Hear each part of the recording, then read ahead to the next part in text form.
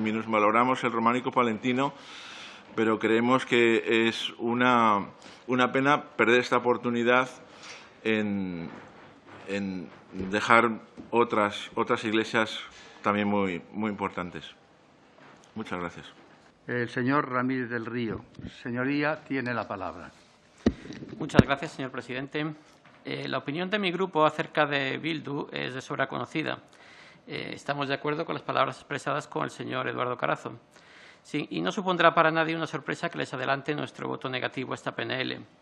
Sin embargo, en este caso, me gustaría señalar los motivos concretos por los que consideramos que además está mal orientada y las razones por las que esta PNL debería ser rechazada por sus propias faltas. Se señala en la motivación los padecimientos de los trabajadores del sector cultural durante la crisis de la pandemia, que es algo en lo que creo que toda esta sala está de acuerdo, todos estamos de acuerdo. Y apunta como medio para solucionarlo, como medio para aliviarlo al menos, la declaración de la cultura como bien esencial y de primera necesidad. En realidad, incluso asumiendo esta declaración, no tiene demasiada relación una cosa con la otra. Se pueden proporcionar bienes culturales a la población sin necesariamente apoyar a los trabajadores del sector.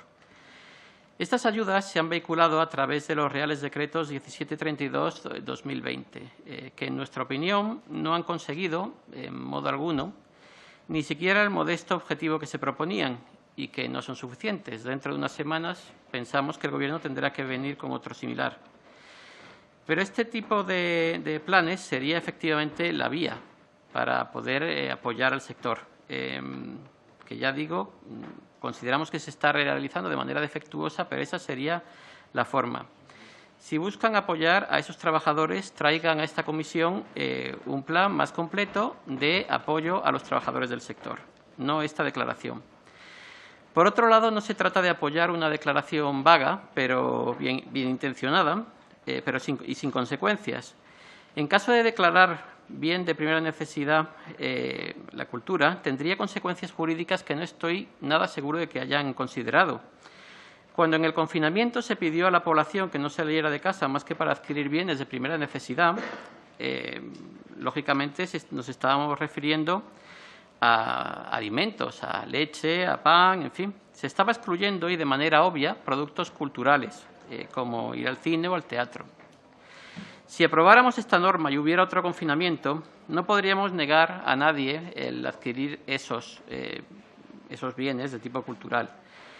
Y, finalmente, un bien de primera necesidad tiene una fiscalidad superreducida, lo que supondría una modificación que deberían haber presentado en los presupuestos generales, una modificación muy importante, no en este momento y en una PNL. Por tanto, tenemos que señalar que se trata de una norma mal concebida que difícilmente puede ser enmendada. Como señalé al principio de mi intervención, votaremos no y creo que es lo justo que por los propios defectos de la misma, más allá de cualquier otra consideración, los demás grupos hagan lo mismo. Muchas gracias.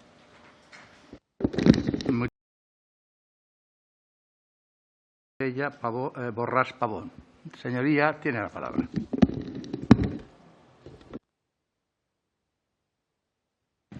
Gracias, presidente.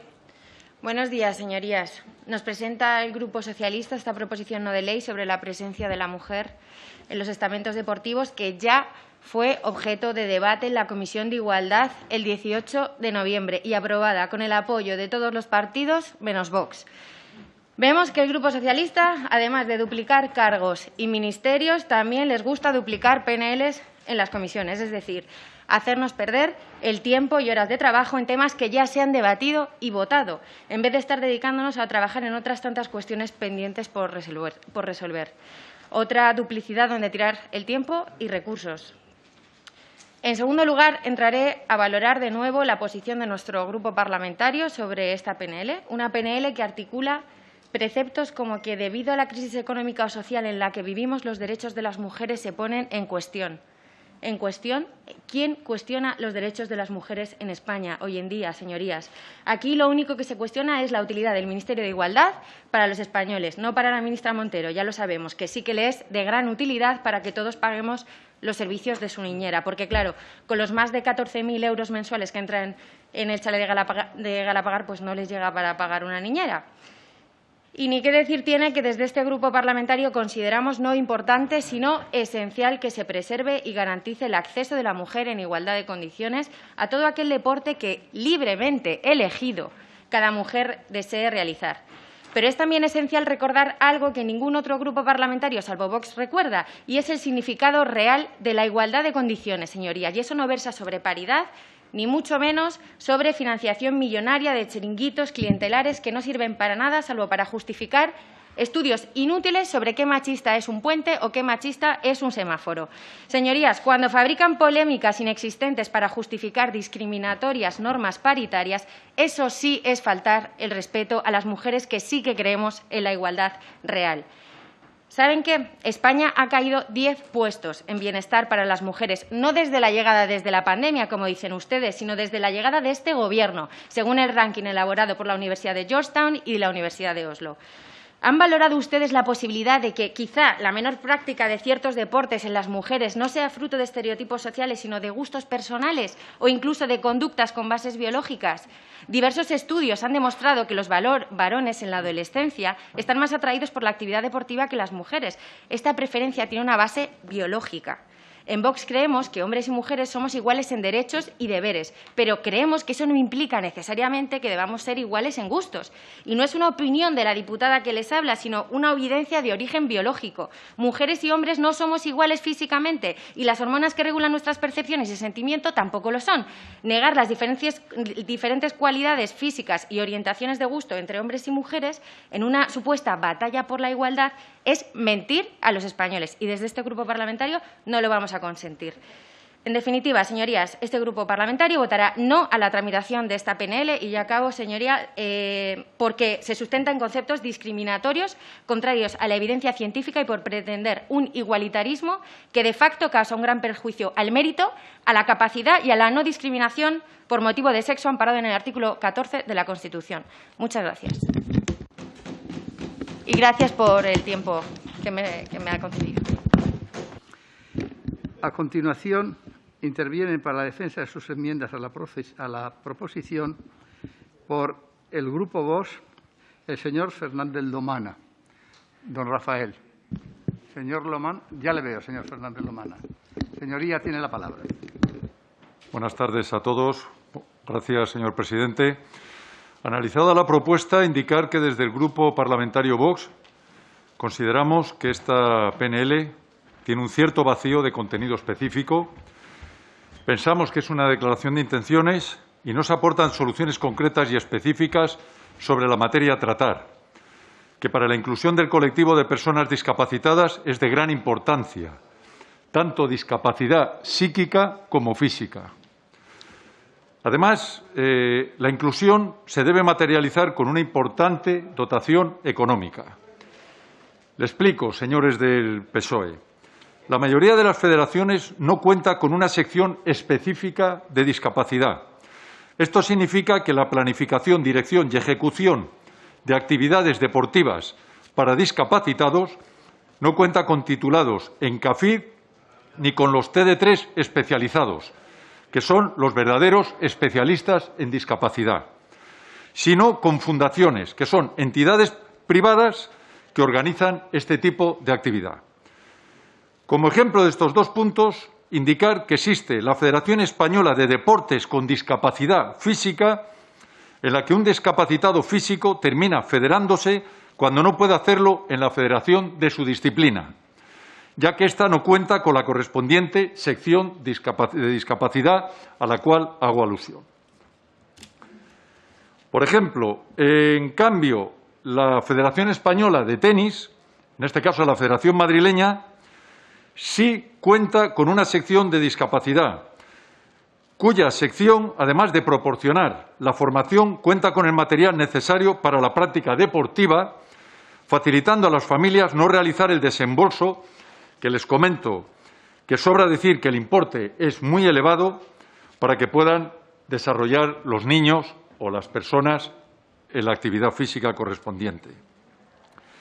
El material deportivo, sobre todo para niños, es muy costoso y las federaciones que no cuentan con dicha sección específica para la discapacidad no ayudan a la financiación de este, dejando todo el préstamo de material a las fundaciones.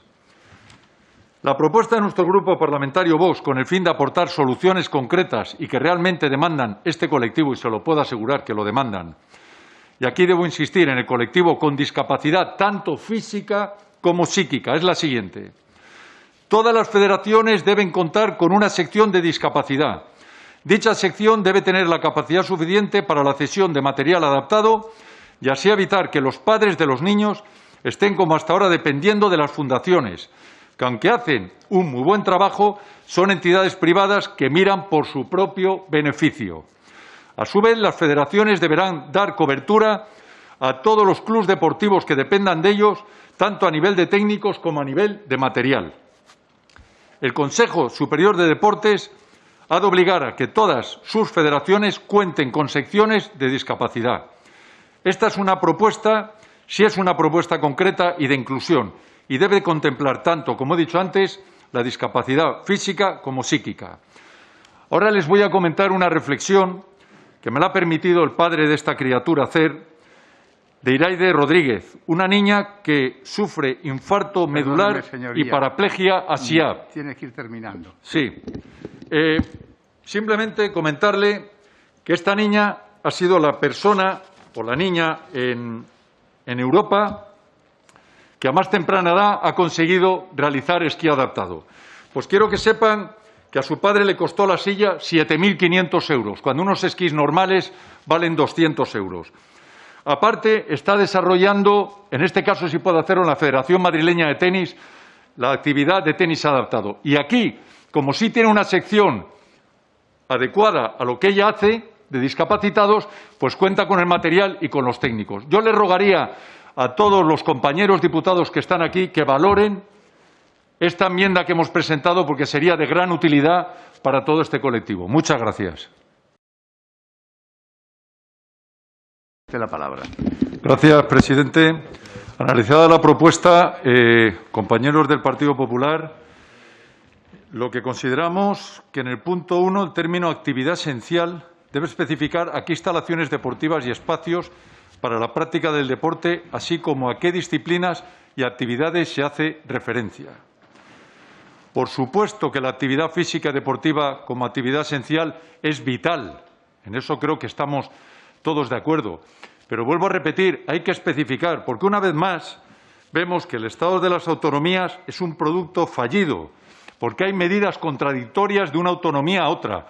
En unas se abren gimnasios, en otras no se abren, en unas tienen un horario, en otras tienen otro, en unos se abren parques de actividad física al aire libre, parques de calistenia, en otros no. Entonces, ¿qué criterio se sigue? ¿Qué coherencia se sigue?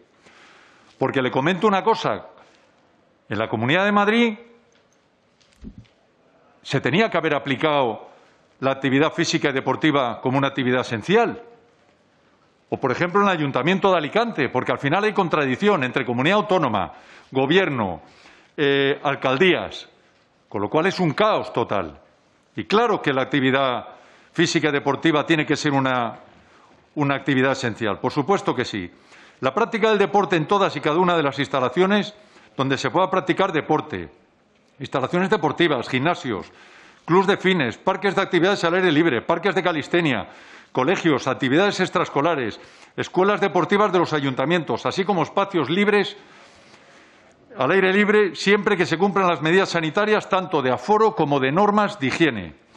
Y también consideramos que en el punto 3, garantizar a las personas que requieran una especial atención, hay que añadir a lo que ustedes han expuesto, lo que les he dicho anteriormente, servicios prestados por personal cualificado en actividad física y deporte, los servicios prestados por fisioterapeutas, rehabilitadores, terapias alternativas, etcétera. Es fundamental que todo aquello que sean instalaciones deportivas estén abiertas. El riesgo es prácticamente cero y revierte en la población en su estado anímico y en su estado psíquico. La gente está teniendo muchos problemas precisamente por no poder desarrollar deporte de la manera y en las condiciones que a ellos les gustaría. Y vuelvo a repetir, coherencia, coordinación entre el Estado central, las autonomías y las alcaldías. No puede ser que parques al aire libre estén cerrados cuando no ocurre ningún problema y la gente podría disfrutar de ellos. Muchas gracias. Contreras. Señoría, tiene la palabra. Gracias, señor presidente. Nosotros vamos a votar a favor de esta PNL. Nos parece interesante recuperar la figura de Chávez Nogales y dar a conocer a los jóvenes la llamada Tercera España. Lo hacemos, eso sí, con ciertas matizaciones. Y la principal es que pensamos que no se debe incurrir en una visión, digamos, beatífica de la Tercera España como moralmente superior a las dos Españas bipolares clásicas. Y es que la Tercera España también tuvo sus pecados, también cometió sus errores. El error principal de Chávez Nogales, por ejemplo, consistió en no advertir a tiempo la gravedad de la radicalización revolucionaria de la izquierda que condujo finalmente a la guerra civil por la vía del golpe de Estado de octubre del 34, la adulteración de resultados electorales de febrero del 36 y la ola de violencia política de la primavera trágica de 1936. Una ola que, por cierto, fue descrita de manera muy sugestiva por otra insigne figura de la Tercera España, de la que ahora intenta apropiarse la izquierda, que fue Clara Campoamor. Clara Campoamor huye del Madrid republicano en 1936 por miedo a ser asesinada por la izquierda y publica en París en el 37 su obra La Revolución Española vista por una republicana. La figura más notable de la Tercera España posiblemente es José Ortega y Gasset, y bien, Ortega y Gasset tuvo algunos bandazos políticos muy erráticos en aquellos años. Después de haber contribuido de manera decisiva a la caída de la monarquía con su artículo de finales de 1930, El error Berenguer, un artículo frívolamente hipercrítico con la monarquía, solo un año después ya estaba diciendo no es esto, en otro célebre artículo, y finalmente en 1936 termina abandonando el país, abandona el Madrid republicano por miedo a ser asesinado por el Frente Popular y publica en 1938 un artículo de apoyo, digamos, circunstancial, matizado al bando nacional. Por cierto, sus compañeros de la agrupación al servicio de la República, intelectuales liberales como Gregorio Marañón o Ramón Pérez Ayala, tuvieron una evolución muy parecida. La otra matización que queremos hacer es que nos parece que merecería la pena ampliar el concepto de Tercera España para incluir no solo a los que se negaron a alinearse con cualquiera de los bandos, sino los que, estando comprometidos con alguno de los bandos, ejercieron la crítica interna, es decir, reconocieron los crímenes del bando propio, intentaron evitarlos o atenuarlos cuando fue posible y aconsejaron una línea de humanidad, de reconciliación. Y ahí entrarían, por ejemplo, gente del bando republicano como el gran Julián Marías o como el gran Julián Besteiro, que ya en 1933 advertía las consecuencias trágicas que iba a tener la bolchevización del PSOE, y en marzo de 1939 encabezaba una sublevación militar contra los comunistas para evitar la prolongación fanática, desesperada de la guerra que proponían los comunistas por instrucciones de Stalin, ¿no? O, ya termino, señor presidente, mi paisano sevillano Melchor Rodríguez, el ángel rojo que detuvo las ejecuciones de Paracuellos en diciembre del 36. Pero también en el bando nacional había Tercera España. Pensemos en Gil Robles, el líder demócrata cristiano, que apoya como mal menor el alzamiento en el 36, pero después se distancia del régimen de Franco. Una evolución parecida tuvo el también ministro de la CEA, también sevillano, Manuel Jiménez Fernández, o los obispos españoles que en 1939 piden clemencia, piden humanidad para con los vencidos, por ejemplo, el hijo Garay, arzobispo de Madrid, o el cardenal Gomá. Gracias, señor presidente.